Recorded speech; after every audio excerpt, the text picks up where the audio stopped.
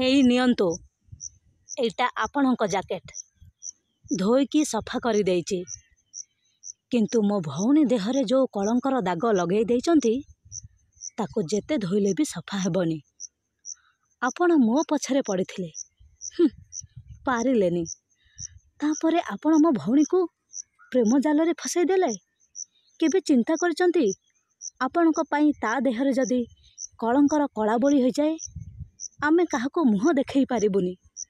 ଲଜ୍ଜା ଆଉ ଅପମାନରେ ଆମ ବାପା ଆତ୍ମହତ୍ୟା କରିଦେବେ। ଆମେ ବହୁତ ଗରିବ।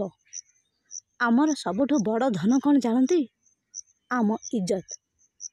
ପ୍ଲିଜ୍ ମୋ ଭଉଣୀ ପାଖରୁ ତାକୁ ଲୁଟି ନେଇ ଆମକୁ ସର୍ବହରା କରନ୍ତୁନି। ଭୋଗ ଖାଇ ପର ପୋଷାକରେ ହାତ ପୋଛିବାର ଅଭ୍ୟାସ ଆପଣଙ୍କର ଅଛି। ଦୟାକରି ଆମ ସଂସାରର ଭୋଗ ଥାଳିକୁ ଅଇଁଠା କରନ୍ତୁନି। ଆପଣଙ୍କର ନିଶ୍ଚୟ ଭଉଣୀ ନଥିବେ, ନଚେତ୍ ପର ଝିଅକୁ ନଷ୍ଟ କରିବାର ଭୟ ଆପଣଙ୍କ ମନରେ ଥାନ୍ତା।